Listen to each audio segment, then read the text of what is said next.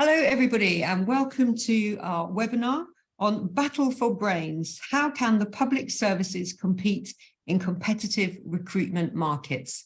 I'm Siobhan Benita. I'm a former UK civil servant. I'm delighted to be chairing this webinar on behalf of Global Government Forum, which is a publishing house that serves civil servants all around the world.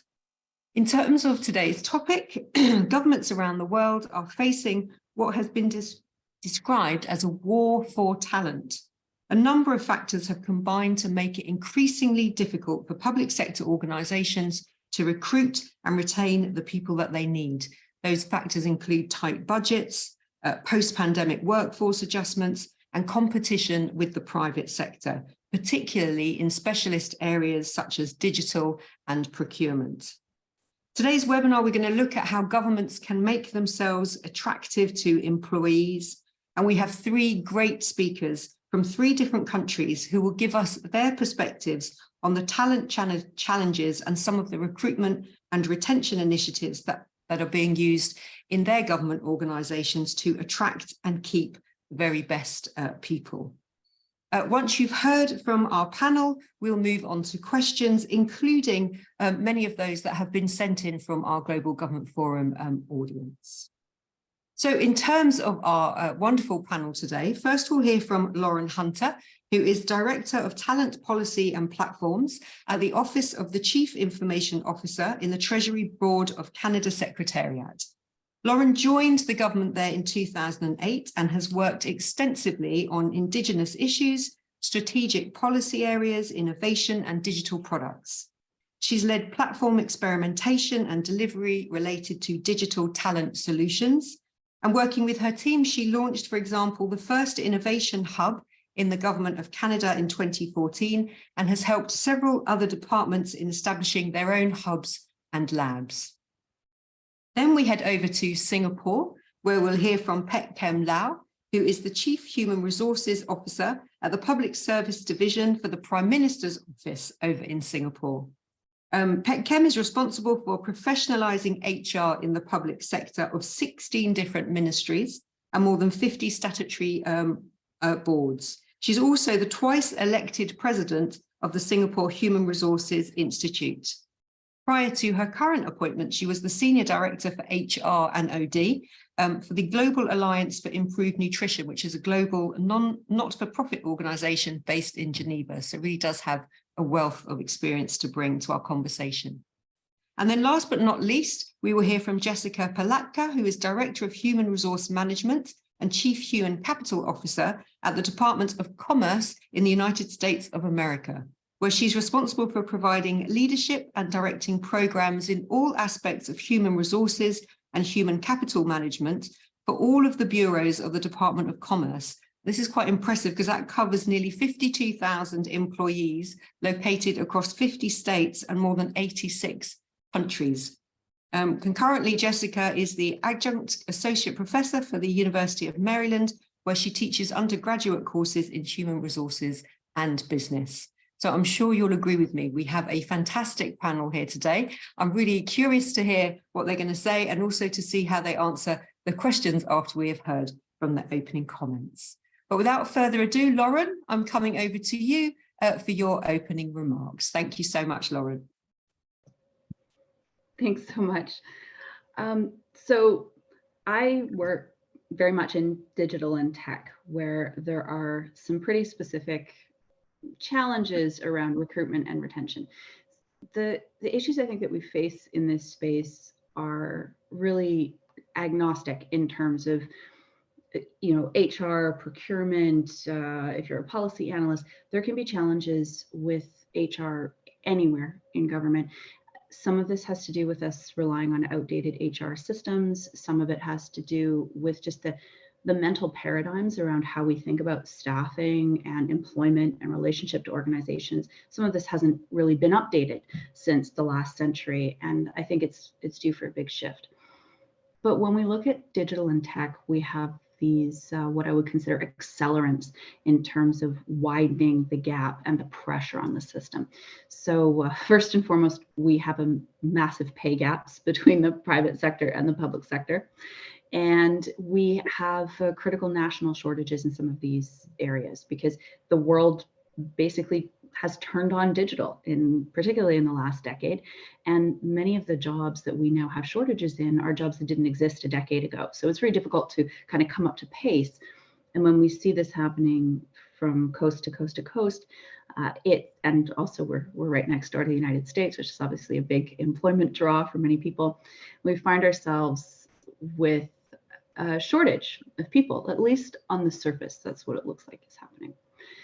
But I've been working for the last 5 years in the Office of the Chief Information Officer in the Government of Canada, looking at some pretty interesting models around how do we do talent differently and what structurally in the engine needs to change, but also what needs to change in our thinking.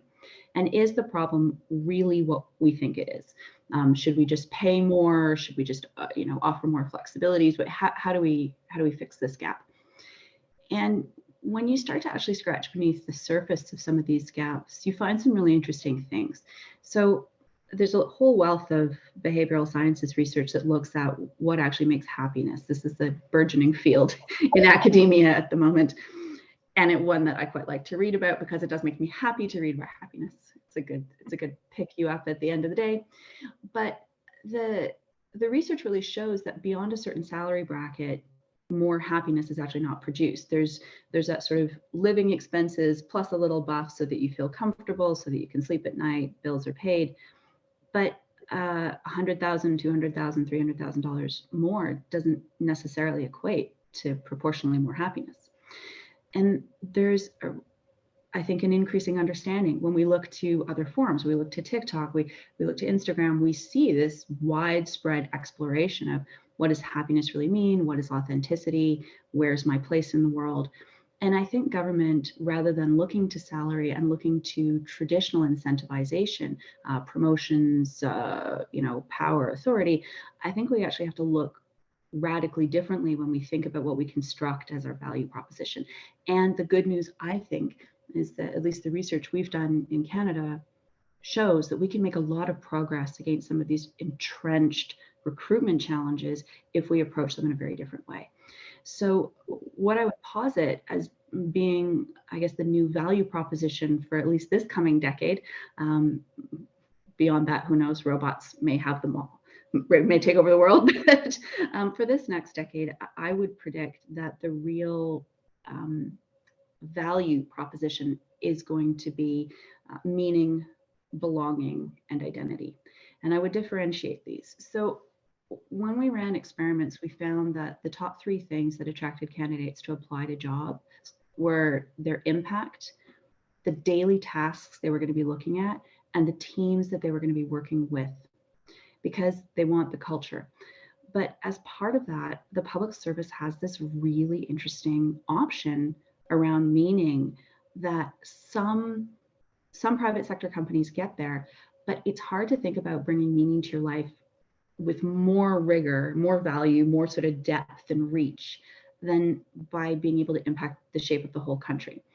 And even if you work in municipal government, the ability to intervene meaningfully locally in a tangible way is really attractive. So I think we need to lean in more to this value proposition about what meaning can you bring to your life, what can be your impact on those around you, what is your legacy for good if you come and take this job.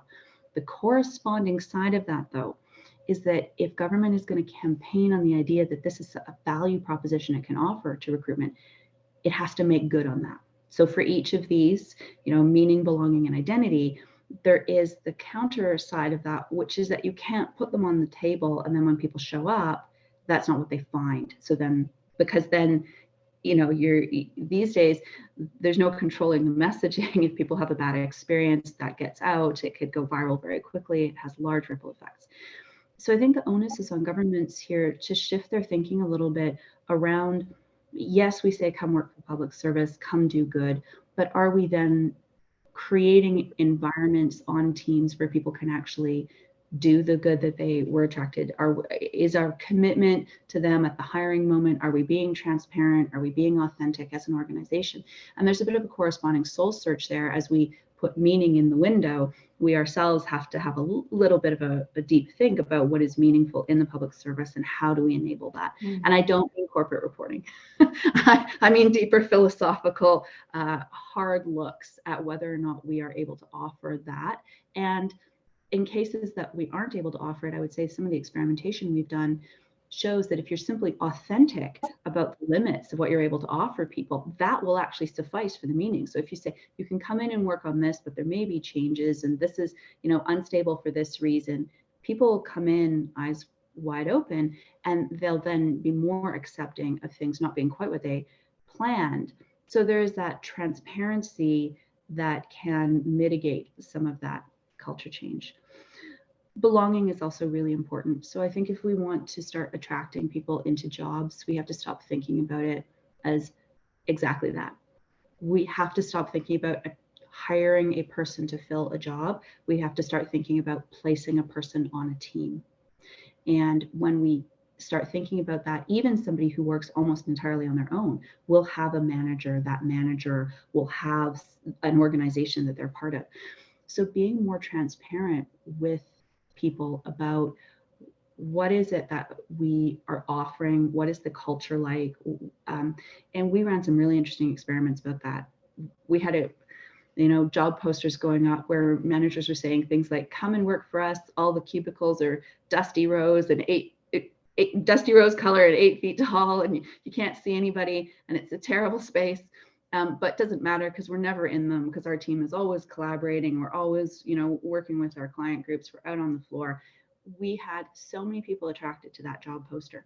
So the authenticity piece really, again, is super important in that creating belonging, because it's not about right fit, wrong fit. It's, is this person right here? It's more a question of where would they be right? So even somebody who is a micromanager may be attracted to some candidates who want a lot of mentoring, who want a lot of oversight. So I think we, as a public service, need to embrace the trend we're seeing in the world a lot on social media and other places, to be more open and more authentic and be less concerned. And then the last point I would really raise is about identity. So we have to look more closely about how we construct power and what we can offer people. It relates to both meaning and belonging, but we need to make more progress on employment equity. And some of the experiments that we've run that really recalculate how managers assess value at the hiring moment, how we value community experience, personal learning experience. Some of those experiments have actually led us down a path where we've been able to make very rapid progress without a lot of change management intervention, just changing the structure and the interactions between managers and candidates. We've been able to make great progress on that employment equity side. But there again, identity is something you carry with you. And so if we want to have strong, healthy workforce that is able to really fulfill their potential, we have to think carefully about, again, some of the behavioral constructs that we're applying in government. So this would be my advice. I think these problems are solvable, but nothing ventured, nothing gained. So if we want to make progress against entrenched problems, we have to be prepared to do things radically differently. Brilliant. Thank you so much, Lauren. What a fascinating place to start. Very thoughtful place to start. Because I think, as you say, you've gone below the what people, I think, traditionally talk about when we're doing conversations around these issues. The pay gap, those kind of issues are always kind of up front, and they are obviously big issues. But actually interesting to hear you've done a lot of that deeper digging into what people are really looking for and the trials and the experiments that you've run. And I love how you summarize there what's important, you think, for this decade in terms of what will attract people in terms of meaning, belonging and identity. So really nicely summarized like that. And also I think it was interesting what you said, that you look broadly looking at what was being said on social media platforms really widely. So a very different way of government thinking maybe about how it the language that it used in kind of some of its adverts as well. So all of that, loads of food for thought. Thank you. A very interesting way to begin our conversation today. Kem, I'm coming over to you. I could see you nodding a lot of what Lauren was saying there, but over to you for your opening remarks. Yeah, thank you, Lauren. I think, absolutely agree with your remarks. And I would say that in Singapore, especially in a country that is so small, the Singapore Public Service is by far the single largest employer in Singapore. And we actually take a lot of pride in how efficiently the Singapore Public Service is being run. And that is one big value proposition that we use to attract talent into the public service. So what we offer is really we take pride that we are not the employer of last resort. So in that way, we make sure that our salaries are competitive. We don't pay the highest, but we are competitive and we pay around the midpoint. So that gives us the ability to say that, it's a fair deal. We don't shortchange you. So our expectations are high. And while I agree with Lauren that, public service is quite different from in the private sector. I mean, I used to work in the private sector. And a lot of what we do in the public service, it is really, we hire people with the core values of integrity, service, and excellence. Okay, so when we have this kind of value proposition, and we intentionally do not want to compete based on salaries because there's no end to it. Whatever you offer, there will always be somebody who will outdo you. And we want people to come with the right mentality and the right mindset. But what we offer is really investment in you as an individual to offer you lifelong employability. So this is not lifelong employment, which some public service kind of, is the iron rice bowl. So for us, we say that, we are not offering you lifelong employment because of the volatility of how the economy changes and how job changes. And as Singapore drives more towards being a digital smart nation, we want to make sure that the government is also more of a smart government and get more digitized in the way that we offer products and services. And what we want our officers or employees to feel is that, things will change, your jobs may change, but we will make sure that we train you and we prepare you and upskill you to be ready for that future. So in that aspect, we want our officers to know that, it's beyond just, in the private sector, it's just the bottom line that people drive at. But for us, we don't quite drive at the bottom line. Not that we don't have KPIs and targets, but we want to impress upon our talent pool that, whatever you're doing, you're really doing it for looking at the long term, and whatever policies that you come up with, it is ready to serve the country and to serve the citizens and the businesses in Singapore. So very much like what Lauren have spoken about, it is, one of our tagline is, when you join the Singapore Public Service, it is one career, infinite opportunities. Because we have so many different agencies and so many areas and so many different industries that you can go into, either finance or HR or economic sector or, the security sector and all that. So what we offer is we will make sure we give you the skills that gives you the agility so that you don't have to worry about, my skill is obsolete and I won't have a job and I have to leave. And even if you leave, we would have an open door or what we call a revolving door policy, where, by all means go out and acquire new skills. And when you want to come back, we welcome you back with open arms. In fact, we find that it is so important for public officers to be more astute in what is happening out in the private sector. So consciously, we also come up with a program which we call a talent attachment program. And I think to Lauren's point of, you want people, you need to be quite authentic and practice what you preach. So when we say that, yeah, we want you to be more aware of what's happening outside, and I cannot just be hoarding you within the public service. So we have what we call a talent attachment program where we collaborate with the private sector to say that, hey, why don't I second my talent to you for 6 months to 2 years? Okay, use them as you would any of your employees, and develop them. And at the end of the 2 years, they will come back to me. So the deal is take good care of them, make good use of them, but don't fall in love so much with them that you want to keep them, because I do want them back. So in essence, I think absolutely we need to look at what is the public sector's value proposition. There's no way we can outdo every private sector company that is not using salaries and benefits. Okay, what we want to do is, you come in with the right mindset. We will give you a fair deal, okay, but we will invest immensely in your development. And if you stay within the public sector, we will give you opportunities to move around, okay, either within the country or even outside of the country.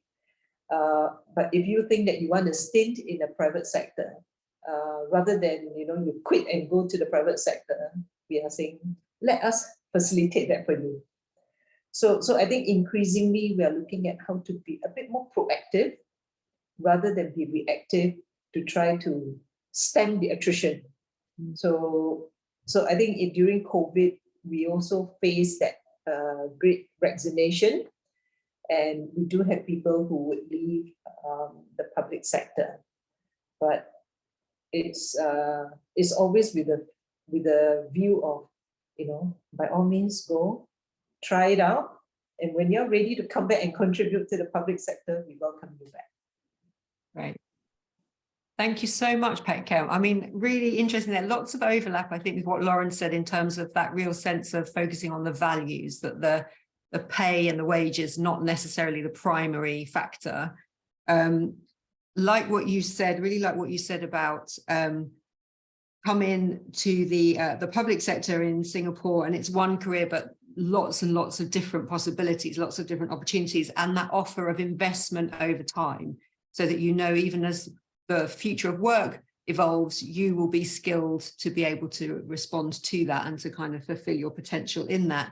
And also it'll be interesting to hear what Lauren and Jessica think about this approach that you're taking, which is kind of recognizing, welcoming, embracing almost this sense that people might want to move and try out the private sector, but you hope that they come back in to the public sector. It'll be interesting afterwards. I might ask you how many you do lose when they go to the private sector, whether they do all come back and stay in the public sector afterwards. But thank you so much again. Lots of other issues that you've brought in there, but really that sense of values coming through very strongly in what we've heard so far.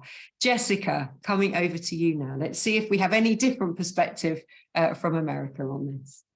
Well, thank you so much, Siobhan. And, as you stated up front, I'm the Chief Human Capital Officer and the Director for the Office of Human Resource Management for the Department of Commerce in the United States. And so our department has 13 different bureaus. We oversee quite a unique portfolio of work. And we touch so many different aspects of our country's commerce program. For myself and my Chico counterparts that are across the US federal government, we oversee setting human capital strategy. So for me, that would be for commerce.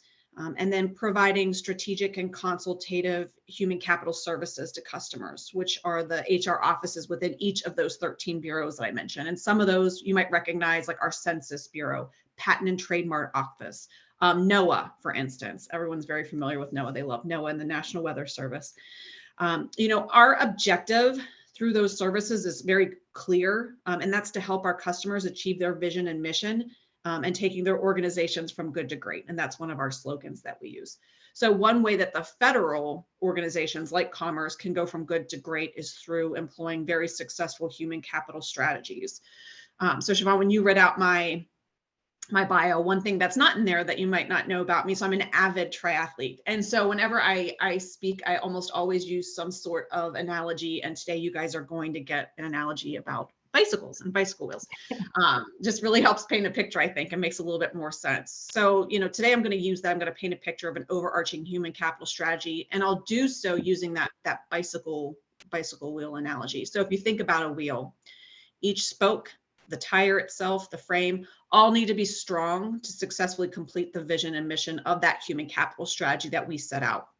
So individual strategies on talent, learning and development, quality, inclusion, accessibility, they each need to be robust in their own right, and they need to fit into a larger picture.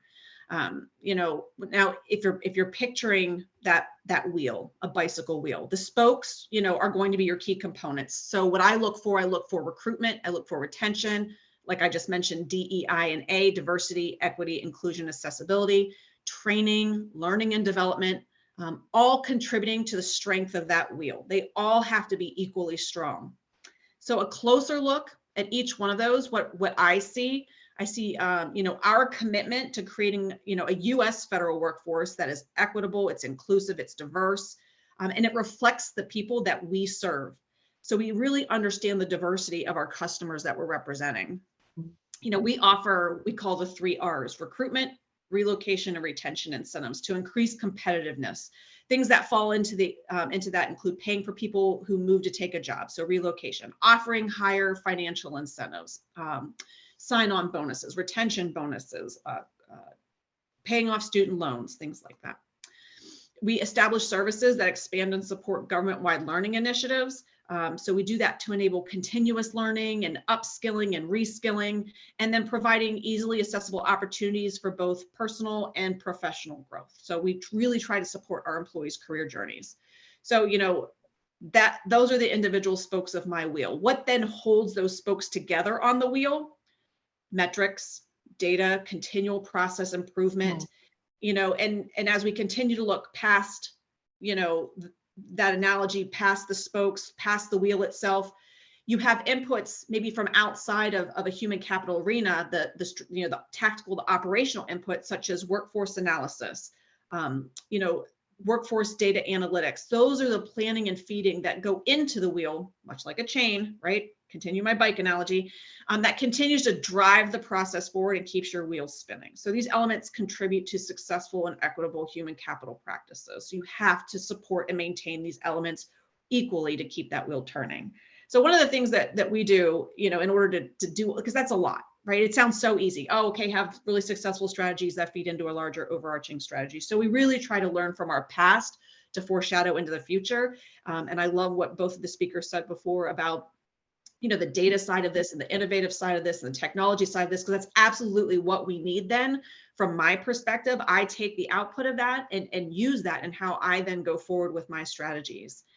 So to keep my wheel turning, I study the past, and I do that through data so that I can prepare for the future. So if I look at, COVID-19, for instance, and the pandemic and its impact on culture, the pandemic really impacted our employees in so many different ways. We call it the great relearning. Employees became ill. Their family members become ill. They lost family members. They lost jobs. Their significant others lost jobs. There was economic impacts. The employees that are coming back to our office are no longer the employees we had pre-pandemic. So to suggest that we have the same culture now is just a gross miscalculation. We cannot assume that we're going to have the same culture. So we really have to relearn, our employees' priorities and motivators, to then transform that overall culture for us at the Department of Commerce. We have to find a new normal and create an environment that's more flexible and adaptable. And that really starts also into our recruitment cycle and that recruitment strategy.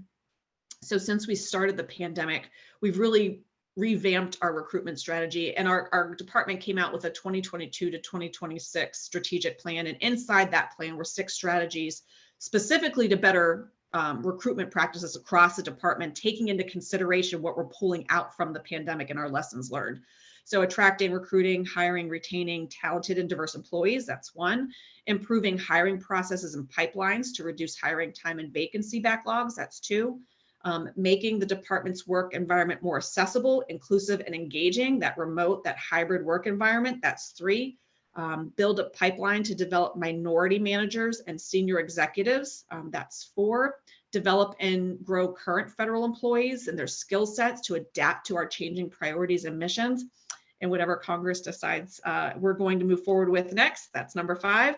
And then number 6 would be creating a workforce that's more agile. So speaking to, what we just heard, being able to have individuals who can move around either private sector, public sector, within the public sector. And so, again, that all really comes together and is designed to create, a really skilled and engaged workforce that contributes to my department's mission, well into the 21st century. So, switching gears a little bit and, still using the bike analogy, I'd like to also discuss how the federal government in the United States, officials are more likely to move across public sector positions, but, especially if they have not previously worked in the private sector, are less likely in our case to seek employment outside of the public sector. And that might be unique to us. Mm-hmm. So, in our case, government officials, they'll move between the public sector roles, but not as likely to move to private sector. So according to our Bureau of Labor Statistics, our wage and salary workers, specifically in the public sector, they had a median tenure of about 7 years, which is higher than in the private sector, which is only about 3.5. So we're seeing a higher tenure, we're seeing a higher retention rate in our public sector positions than that of private sector. And there's a few reasons for this. Mission focus, right? What is the number one driver for an individual working for the federal government in the United States? And that is the mission, that is the work. They're working for the government, offers employees the opportunity to do work for the greater good. And that's what they take hold of. The second, stability. Government positions in the United States offer stability to employees that they may not be able to find outside of the public sector. For us, 3 out of 4 government workers, not a great statistic, are 35 or older and may require stability as part of their career. They've got established families, they've got established mortgages, and they do need that stability. And the third is transferability, which is what we're talking about. And I mentioned earlier, part of our strategic goal is that agility, the ability to move between public sector jobs, whether it's within my department, to other departments, but it really allows employees to make career changes without ever having to leave government. And so that's really appealing, and so that's a lot of information, I realize, and I know we'll get into some of the questions. We'll touch on some of this a bit more, but for us, and for me specifically, creating a human capital strategy, it's got to be strengthened by DEIA. It's got to be strengthened by those 3 R's that I mentioned: learning and development opportunities, pathways for advancement. It's vital to strengthening the U.S. government's future.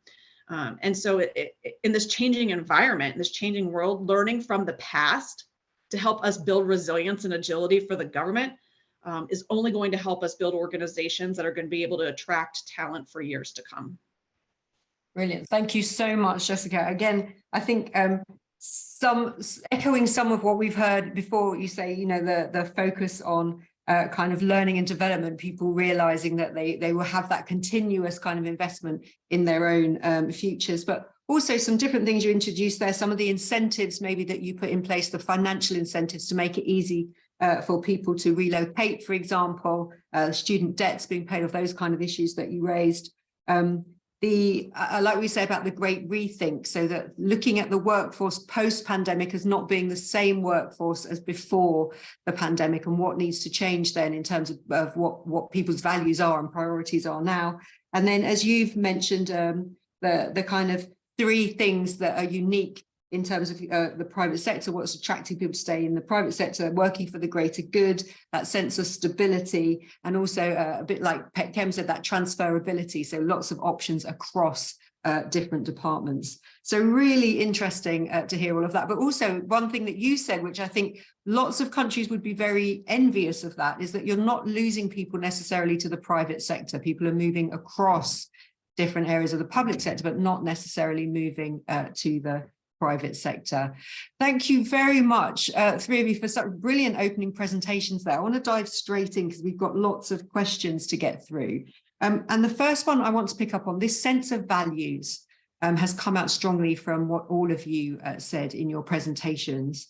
And we've had one of the questions in particular was around does that still hold the same kind of weight as it used to in the past when, for example, people entering the kind of workplace now could choose, for example, to work in a private sector company that's also very values driven? So there are lots of, for example, green organizations out there now who are working towards kind of helping towards net zero targets. So are we seeing now that there is a kind of growing competition from some of these equally values driven private sector companies? Is that something that I think has come up on your radars? Lauren, over to you, because I know you've done lots of research in kind of what does drive people. I mean, I would say that's a good problem to have if we see the private sector moving in a direction where there's so much value creation there. Socially, I think that's for the good overall. But what we tend to find in Canada is that organizations that can offer the high salaries and also really are focused on good as a mission, whether it's environmental, social, any other way, they aren't a large percentage of the market. Not that people are, you know, the companies, everybody does something that serves somebody somewhere, but where we see a lot of the focus on digital and tech is in the civic tech community, a lot of attraction, a lot of startups, but the startup game is different in Canada than it is, of course, in the United States. And gaming community is very strong. We've got a couple big game designers in Canada here, Shopify, but the ecosystem is really interesting there because we actually ran an experiment on what actually makes people want to join the public sector. And it wasn't what we thought it was. The answer was not what we thought it was. Comes back to Jessica's point, you know, the big strategies, but then the how, that sort of really granular how on the ground. What's the specific behavioral nudge? What makes someone click yes on a poster? That's kind of where we are at. So it's sort of opposite end of the scale spectrum than Jessica. But we ran an experiment on asking people to assess posters. And we found that a whole pile of people wanted to apply to posters where flex work and remote work were offered. And then there were other posters that people screened out of jobs that they would want to apply for, even though they were a really good skills fit and were almost certainly going to be offered the chance to come in and interview. And when we did follow-up behavioral analysis of what was actually going on there, we found that people who were applying to flex work jobs didn't actually need the flex work. They were screening for managers that placed trust in their teams. So what they were after was a high trust ecosystem.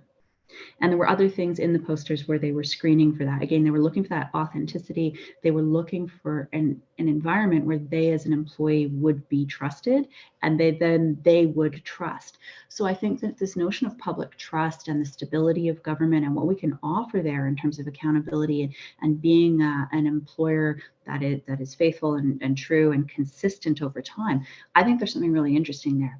The flip side is that people were screening out some of the government jobs that were like, the government of Canada, you know, really believes in employment equity and this is a priority for us, or, you know, we're committed as an organization to the following things. And when we dug deeper, we said, well, why are you screening those out? Those are good things. Well, the statements were very generic. They were what people were sort of describing as motherhood statements or like canned, you know, mission vision statements that an AI could write or anything. So they were filtering in this way that we never imagined they were filtering, because they were coding those posters as not trustworthy because there was no indicator of authenticity. There was nothing to give them a hook into what they would actually be finding on the ground. So there again, while they are two different experiments, I think they resonate against each other about this notion that the bar has changed for authenticity in a post-digital, post-AI kind of environment. We are now going to be tested on real in a way that I don't think government is prepared for, because we always want the good news story. And there's value there, but there's also tension. Thanks, Lauren.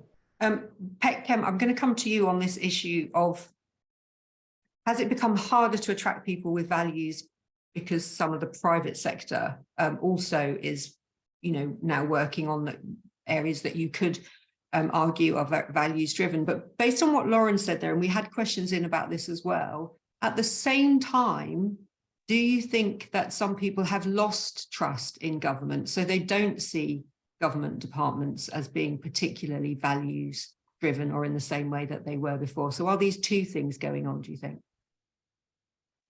Yeah, actually in Singapore, and also from the last 2 years of COVID experience, Singapore government actually enjoys quite a high level of trust, and we don't take that lightly. So, for example, when COVID first hit, and we had to come up with, how do you manage things like I think some people call it lockdown. We actually call it a circuit breaker. And having people, working from home and telling people, for 2 weeks, don't go to the office, just work from home. And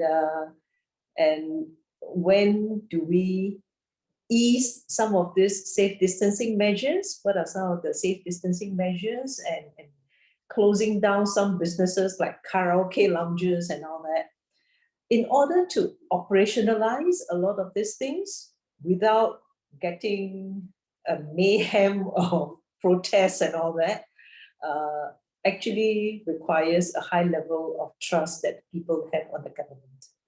Okay, and whatever the politicians say, they know that it is backed by very efficient public service system.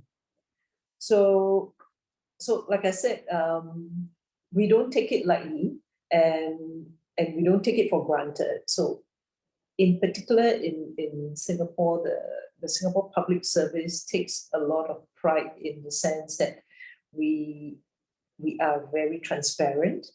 So when we are recruiting, for example, we will actually put all the jobs in a careers.gov website. Okay. And when we purchase things and all that, it is in a government website. So you know exactly how much what we were asking for and how much we paid and how many vendors have went into it. And literally zero tolerance for corruption. And we find that there's no reason for you to be corrupt because we actually pay you market rates. Yeah. Okay, we are not short-changing you. So when it comes to our ability to attract people based on values, I mean, I came from the private sector, and I used to work in Hewlett-Packard and all that. And companies like Hewlett-Packard have very strong, solid values and corporate values, and the HP way and so on and so forth. But in the end, it is still, what is the bottom line? Are you making money? And they are not doing it for charity because they have a business to run. Whereas in the public service, we want people to know that, we invest in you, but there is a job for you to do. Yeah. So I think the value proposition is quite different. And when we say, public service for good, and you are doing good, and when you're in public service and you're doing good and doing your job and you're being paid for it, I mean, what else can you ask for, right? Yeah. Being paid for to do good. Versus in many companies, doing good is part of CSR.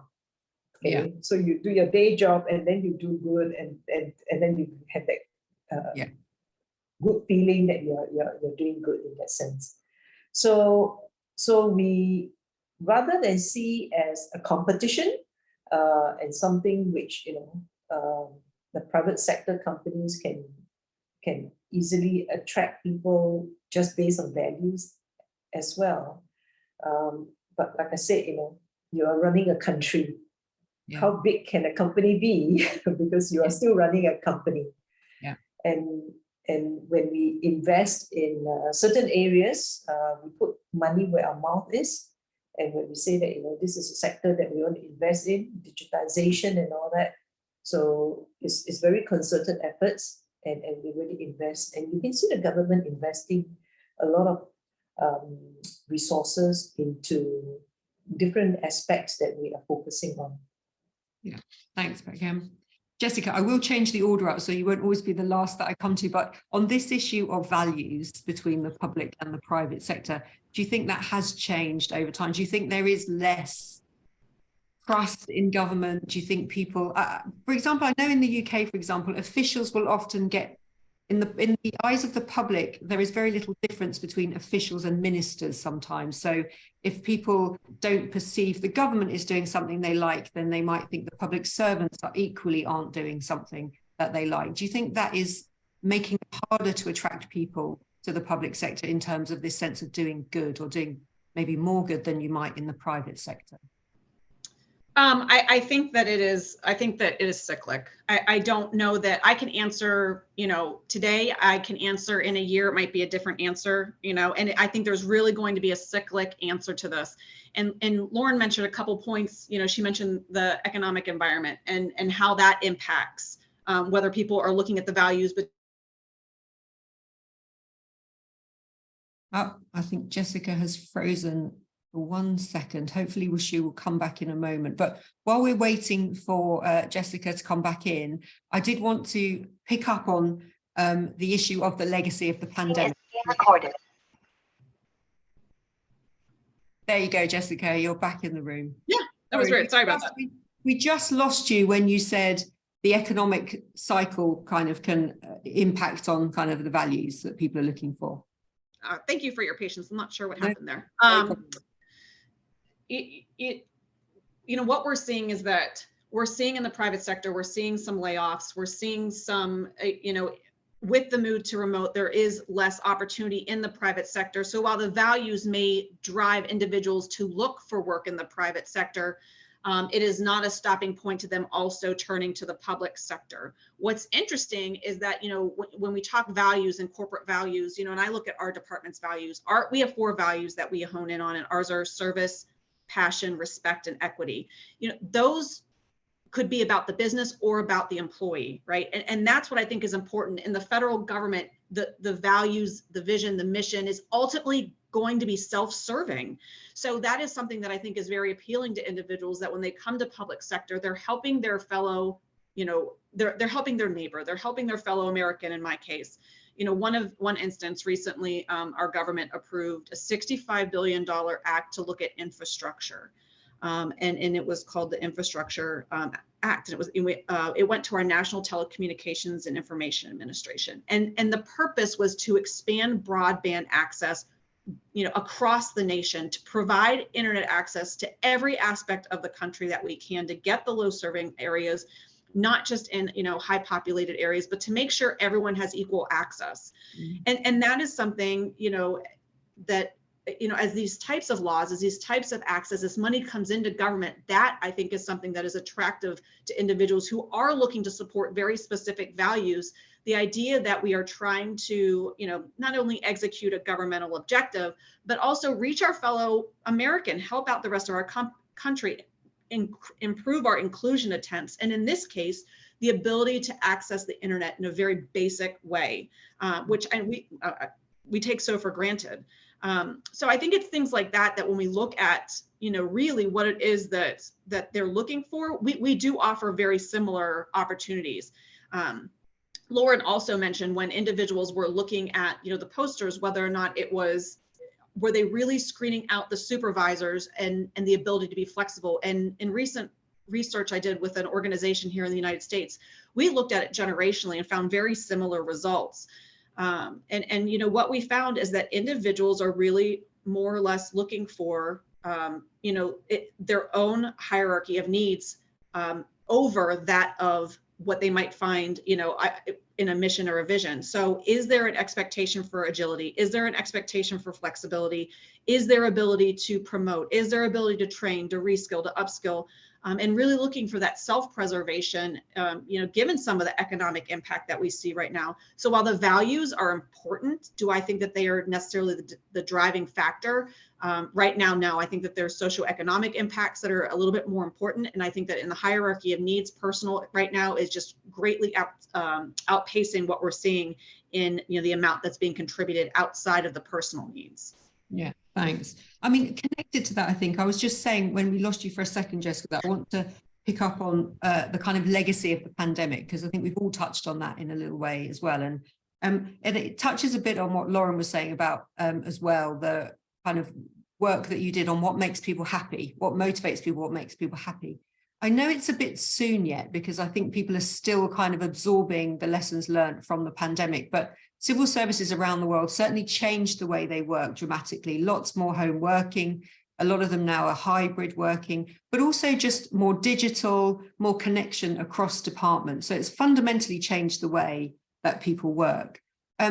Jessica, your thoughts on kind of how do you see this changing the kind of what you're offering to people going forward, but also what are people looking for? Has that changed? Has there been this big kind of taking stock of what people are looking for now to make them happy in their careers? Oh, absolutely. And it goes back to what I said in my opening remarks about what we're calling, that great relearning, is that the biggest flaw that we see organizations making right now is this assumption of what it is that their employees want. And there's assuming that without asking, ask, get to know the individuals who are going to be coming back into your workforce. So I've seen this swing so far in either direction, where I've seen organizations within the public sector who have said, we're going remote, we're closing buildings, this is what everyone wants, we've got this, let's do it. And I've seen the opposite of, we don't need to be remote, everyone can come back, let's go, everybody back in the building. And those swings to either side are not the solution. What we have found is individuals really are looking for that ability to be flexible and the trust in their leadership of them and of their work to do what's right to achieve ultimately the vision and mission of the organization and complete the work. So what we have found is that making the decisions based on the work is the most important. Now, what has that resulted in? The word hybrid, which, Siobhan, you just used. That's what we're referring to pretty much every work situation right now. Short of individuals who must remain in a building, we're trying to be as flexible as possible with that definition of remote and what it could mean for every individual. But in that great relearning, and as we try to reform our culture in our organization, we've really had to determine what the changing needs are. So some of the things that we saw was a difference in how individuals were approaching childcare. So we revamped in our facility, a childcare service that's now available to our employees, because there was almost a closeness, a protectiveness that has occurred since the pandemic of individuals wanting their children closer to them. And so, giving that opportunity to them. Individuals during the pandemic became much healthier. We found they're outside, they're hiking, they're in the outdoors, they're, and they want to continue to do that. Now, while we, have a little challenge with the outdoor part, we took the opportunity during the pandemic to go, we can meet this whole brand new gym facility within our building that individuals can come in and utilize during the day, before work, after work. I've been in there in meetings when I don't have to talk on my suit, walking on a treadmill. So things like that we have found that have been, important to employees. And what we have found in asking our employees is we have never heard, I don't want to come in at all. There is a desire, especially from the younger generation and our Gen Z employees, there is a desire to have that impact that is, high touch, but they do want to see employees. They do want to see counterparts. They do want to come in some.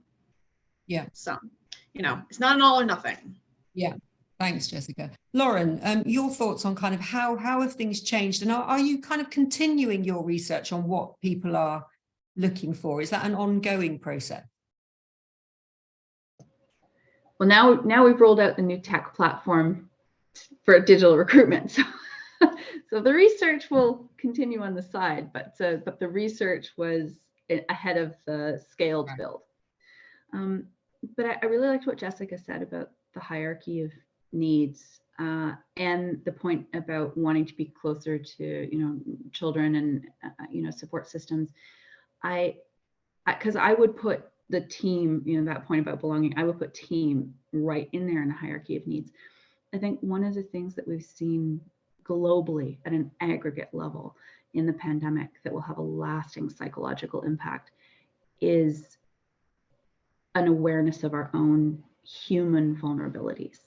And I think we had socially in many parts of the world achieved a level of comfort prior to the pandemic that many of these really difficult things were sort of in the past. And I think what life keeps reminding us is that, no, world's going to continue to evolve. There's always going to be a thing. But that notion of first the pandemic, then the carry-on effects of restructuring your lives, and now the socioeconomic impacts of the carry forward from that have made people want to work in a place where someone's got their back. We are aware at an aggregate level that we're going to have sick days. We're going to have days where mentally we're just not up for it. We're going to lose motivation. We're going to need flex. And that is where you need your crew, because the crew you're with, you're now going to travel with them through this space, and you're going to help them out. You're going to pick them up, and they're going to do the same for you. And so helping people, again, not a job vacancy and fill the job, but build the team. I think this is really where the value is going forward.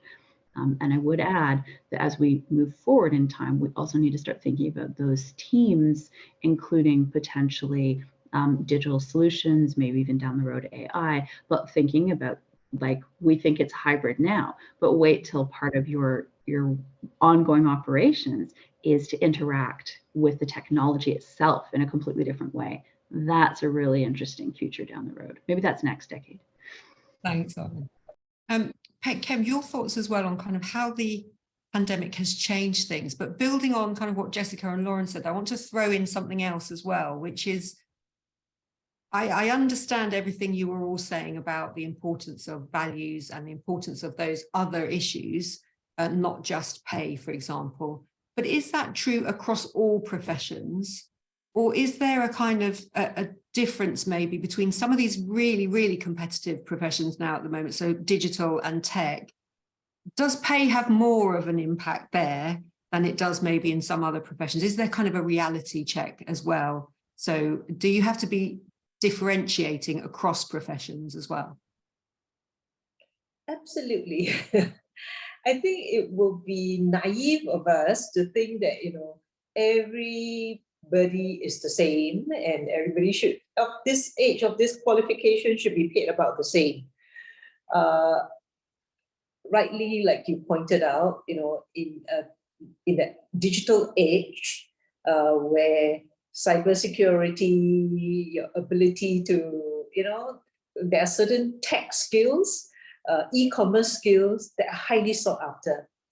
So if I'm going to think that, oh, I'm public service, I can't pay the kind of pay that some of this e-commerce or Amazon and all that are paying, because I'm going to pay this same mid-range salaries and don't differentiate you from a finance professional and all that. I think we're just being very naive about it. So of course there will be differentiation, and we need to, especially in public service, have the courage and have the common sense to know that we need to differentiate.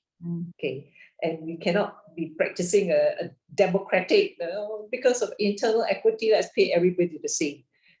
So as long as everybody is equally unhappy, I think I'm fine. So I think that's a myth, right? So we do need to differentiate, but I think back to what Jessica and Lauren spoke about earlier as well. While we talk about, during COVID, when we have this virtual work, remote work and all that, I think in essence, a lot of it all boils down to, is there that level of trust in the organization, that culture of trust where the supervisors can trust that when my employee or my staff is working from home, they are actually working, okay? And they are not shopping somewhere in some supermarket. And you also need to respect that, it's lunchtime, it's after office hours. The only difference is the workplace is now their home. You have to respect their rest time, and you have to respect their office hours and not disturb them beyond that. So it does not mean that just because you are working virtually, you should be available 24/7. And I think personally for me, when I'm working from home, I find that I'm working a lot harder, because unlike in the office environment, people come by and say, oh, let's go for lunch, let's have a coffee, and you kind of socialize and mingle. Working from home, you're locked in your home office. Nobody's coming to, oh, let's go for lunch and let's have a coffee together and all that. And you don't really invest in that time. And sometimes you just forget to take your meals. So a lot of emphasis is really on, to me, very important, trust, and also very important to make sure that you do care for your people. Okay. Well, you set milestones and you set clear targets, and you trust and empower them to do the job, and don't keep breathing down their necks. You also have to be authentic about, I'm really concerned about you. Are you getting your rest? Are you going for your breaks? Why are you sending emails at 10 p.m., when, or why are you doing a webinar at 11 p.m. when, the rest of the country is asleep and all that? Yeah. So in essence, I think, while we talk about the values, and when we talk about, what we have learned from COVID, the government or the policy makers can come up with policies that tries to make the most sense out of it. And I think in a public service space, because, when the economy booms, public officers are actually quite busy. When the economy slumps, we are also quite busy. Yeah. Because you have to ride the waves together and make sure you come up with policies to help stabilize the economy and all the country. So our job is never done, okay? And we don't really have downtime per se, right? So I think a lot of it has got to do with, how much we create that culture of trust and empowerment, and how we genuinely show care for our employees in the public service, and everyone is prepared. And I learned this from my days in Hewlett Packard, right? In essence, the HP way is everybody wants to do a good job. You give them the right skills, the right equipment, the right environment, they will deliver and do a good job. Yeah. So as long as you give them the trust, I trust that, I give you the right environment, the right skills, and you will do a good job, and I genuinely care for you, so that if you are not able to meet certain targets or KPIs, come back to me, and I will try to see how we can work it out together as a team. Right. Thanks, Petchem. Well, on that, I'm going to come on to targets and KPIs. I can't believe how fast the time has gone, because it's been such a brilliant conversation. So I think we've only got time for one more question, really, round of questions. So what I'm going to do, I'm going to pose two questions, and you can choose to answer one or both questions. And actually, one, I think, Jessica, you mentioned in your kind of opening remarks, so it might be you want to expand on that, or it might be that the others want to answer this one. And this is, how easy is it to compare public sector staff retention to other markets and sectors? So kind of, are we worrying unnecessarily anyway? And Jessica, you gave some stats, but I wonder if we have any more on that. So that's one question. How do we compare retention in the public sector to the private sector? And then the other question coming from Ireland, from Mr. McGowan in Ireland. And Lauren, you might particularly be interested in this. So he was saying, how have tax administrations in particular established the perception held of them by target candidates? But I think we can broaden that out and just say, how do departments kind of understand how they are perceived by potential candidates? I know, Lauren, in particular, you've done obviously work on that, but if others have thoughts on that. And then Mr. McGowan followed that up by, what data do you use to, data and KPIs to kind of track the success when you change processes? So how do you know that things you're doing are working on kind of recruitment and retention? So there's There's Mr. McGowan's questions from Ireland on perception and how do you know if you're being successful in terms of your processes.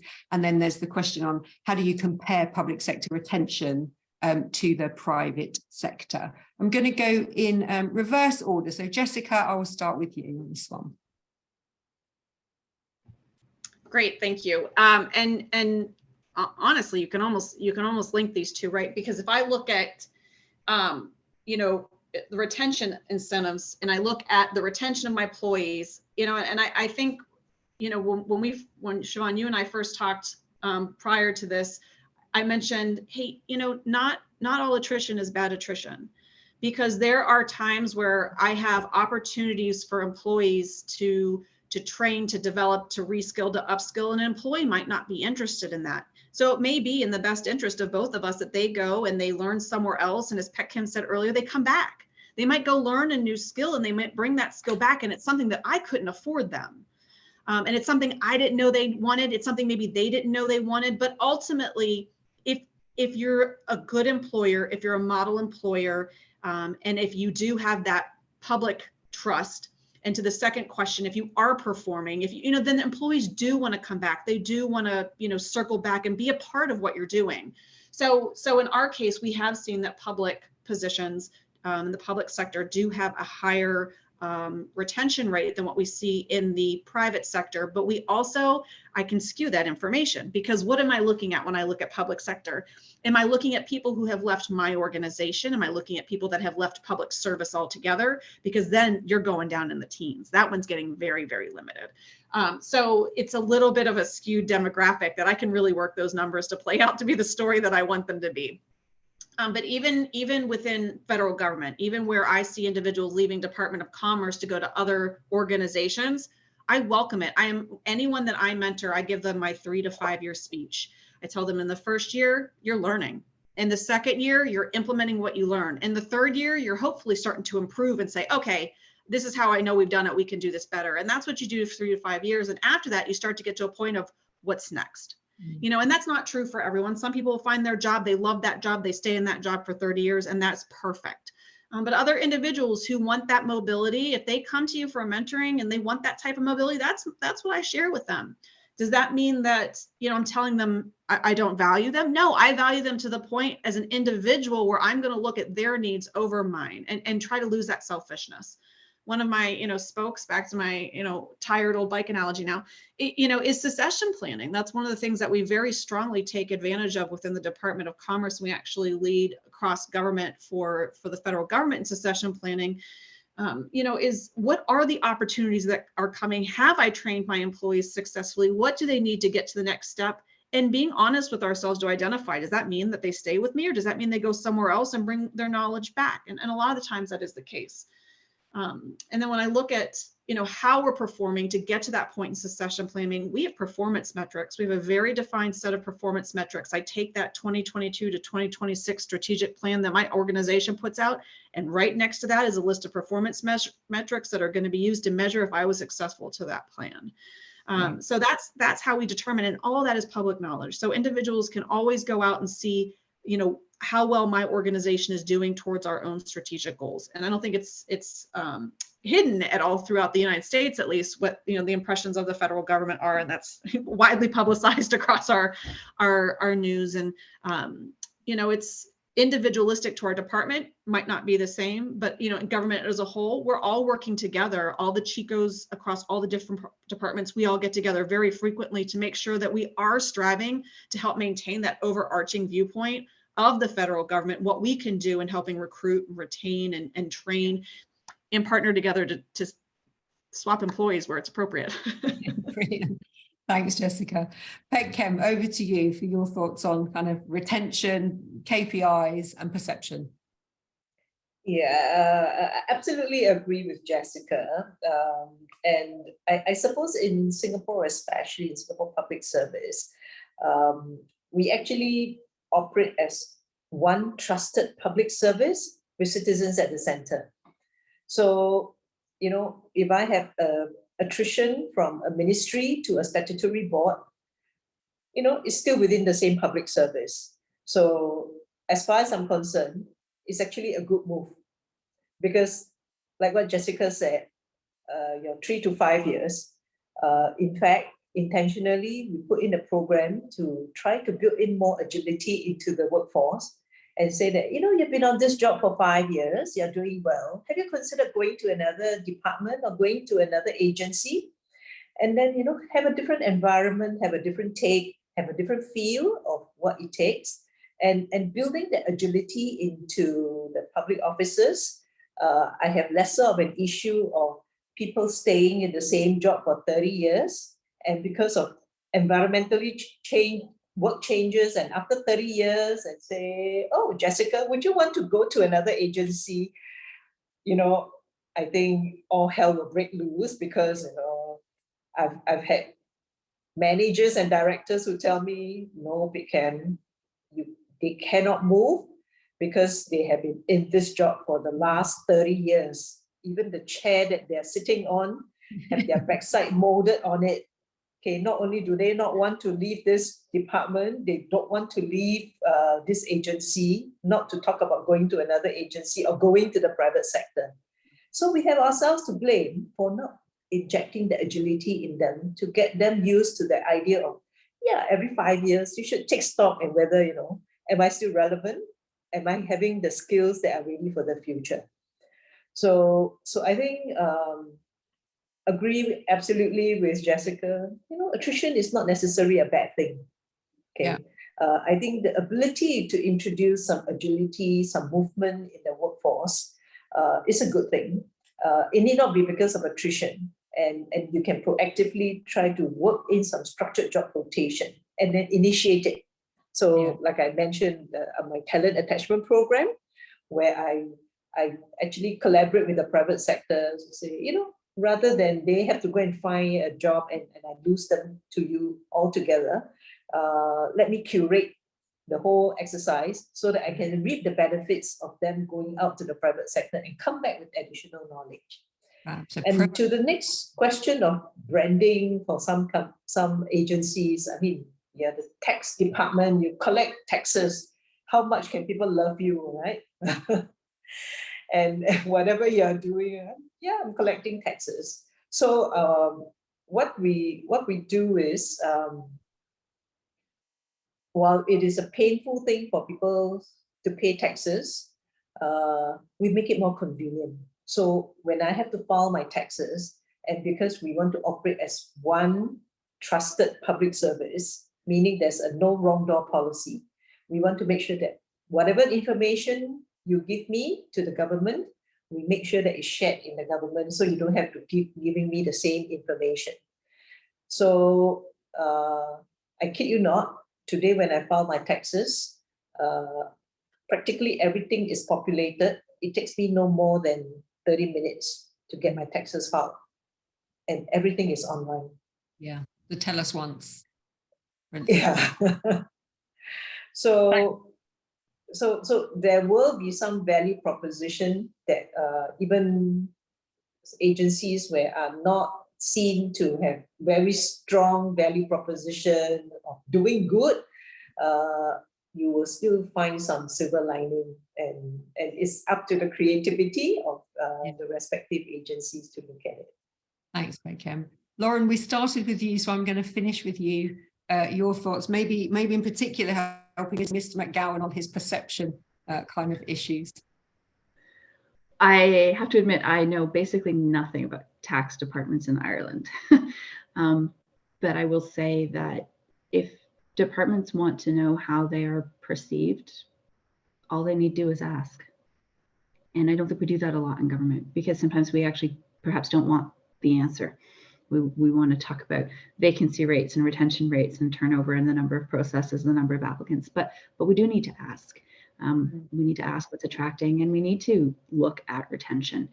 One of the experiments that we ran looked at specifically at some of the interventions we did, not just on poster design, but also on the actual assessment, and like all the way through to the candidate choice, like how that, everything from the manager sort of framing what they needed, the skills they asked for, how they asked for them, all the way through to the final choice. Some really targeted nudges and interventions in process design around fit to team, but then we measured. So we measured basically 1 to 2 years out, depending on when they came into the pilot. We either measured it sort of 18 months, 2 years after the initial hire. And while it was a small sample size, we found that almost 95% of the people who'd gone through this process were still in the government of Canada, and 77% were still with their same team, which is a really, really good retention rate in digital